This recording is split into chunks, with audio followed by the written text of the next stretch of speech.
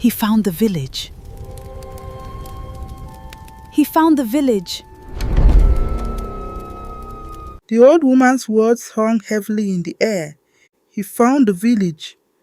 For a brief moment, everything was silent. Even the crackling fire inside the hut seemed to stop breathing. Adwoa searched the old woman's face. She had never seen fear like this before. Not when the old woman spoke of spirits. Not when she spoke of the forbidden forest. Not even when she warned her never to remove the enchanted garment. But now, her hands trembled, her breathing became uneven, and her eyes stared toward the village as if death itself had arrived. "What do you mean?" Adwoa whispered. The old woman grabbed her shoulders. "You must listen to me. There isn't much time." Outside, a violent wind swept through the trees. Leaves spiraled into the air. Birds burst from the forest in frightened flocks. Then came another sound, a distant scream. One villager, then another, and another. Adwoa's heart skipped. "The village!" Without thinking, she rushed toward the door. The old woman caught her wrist. "No, you cannot go." "They're innocent!" Adwoa cried. "They need help." The old woman's voice cracked. "Oik, so do you. If he finds you..." She couldn't finish the sentence. Instead, tears filled her eyes. For 20 years, she had prepared for this day, but no amount of preparation could soften the pain she now felt. The hunter arrives. They stepped outside. Asempa was no longer peaceful. Villagers ran through the dusty streets. Children cried, goats scattered, clay pots shattered as frightened women abandoned their baskets. Every dog barked toward the northern hills. Every single one. Then the earth shook, not violently, just enough for everyone to stop running. Another step. Boom! Another. Boom! The sound wasn't thunder. It was footsteps. Something enormous was approaching. A young hunter raised his spear. "What is that?" No one answered. The village chief slowly climbed onto a large stone. He looked toward the hills. His face turned white. "I can't see him." Another elder frowned. "What do you mean?" "I can only see..." He swallowed. His shadow. Across the hillside, a shadow stretched over the grass. It was far larger than any man. It moved before its owner came into view. Children screamed. Mothers pulled them behind their backs. Then he appeared, the night hunter, tall, silent, wrapped in armor that looked as though it had been forged from darkness itself. His crimson eyes glowed like burning coals. Behind him, dozens of shadow creatures emerged from the forest. Some crawled on all fours, some walked upright, others drifted like living smoke. The villagers had never seen anything like them. Fear spread faster than fire. The truth about the garment inside the hut. The old woman hurried to an ancient wooden chest hidden beneath her sleeping mat. She lifted the lid. Inside rested a beautifully wrapped bundle. She unfolded it carefully. A magnificent royal cloak shimmered with silver embroidery. Beside it lay an ancient crown decorated with white feathers and blue gemstones. Adwoa stared. "What are these?" The old woman smiled sadly. "They belong to your mother." Adwoa's knees weakened. "My mother?" The old woman nodded. "Queen Abina." Silence filled the room. Then the old woman reached toward the enchanted garment hidden beneath Adwoa's clothing.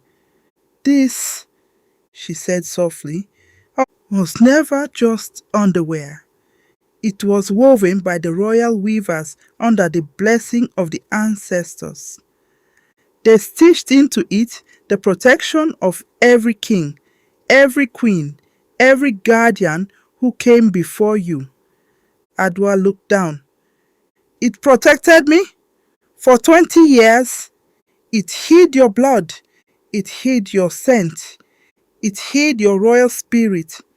It made you invisible to the darkness. She paused. But now, the protection is weakening. Adwoa frowned. Why? The old woman looked toward the open doorway. Because destiny can only hide forever. A promise 20 years old. The old woman slowly sat beside the fire. I made your mother a promise. The flames reflected in her eyes. The night your kingdom fell, she placed you into my arms. Take her, she said. Protect her until she is ready. I asked her to come with us. The old woman's voice broke, but she smiled. She knew she wasn't leaving that palace alive. Adwoa covered her mouth. The old woman continued. She kissed your forehead. Then she placed his garment over you. As long as she wears it, the queen said, the darkness will never find her. A single tear rolled down the old woman's cheek. That was the last time I ever saw your mother.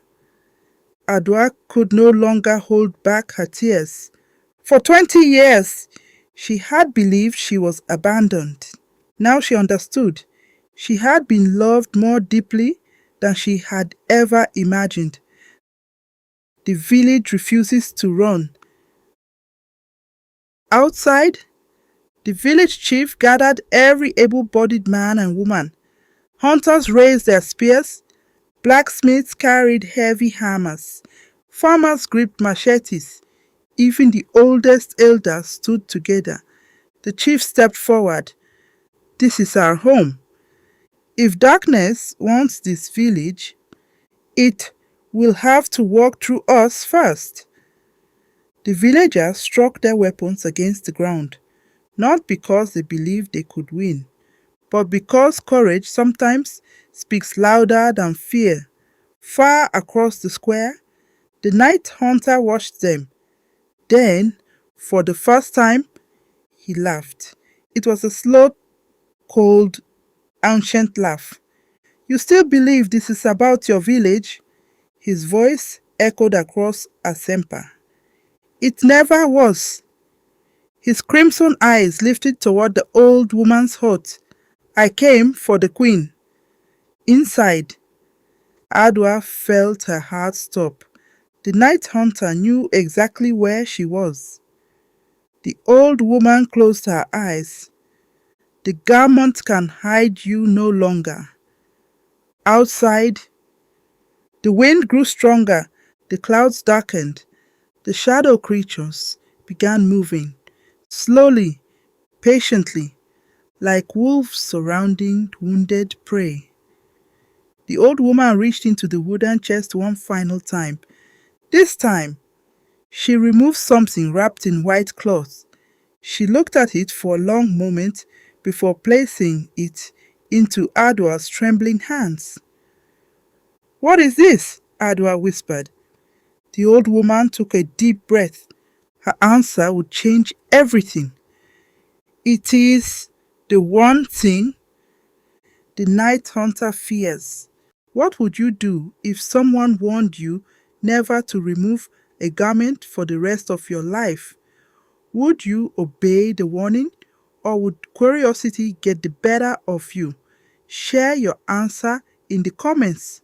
And don't forget to like, subscribe and share for more African folk tales filled with mystery, wisdom and ancient secrets.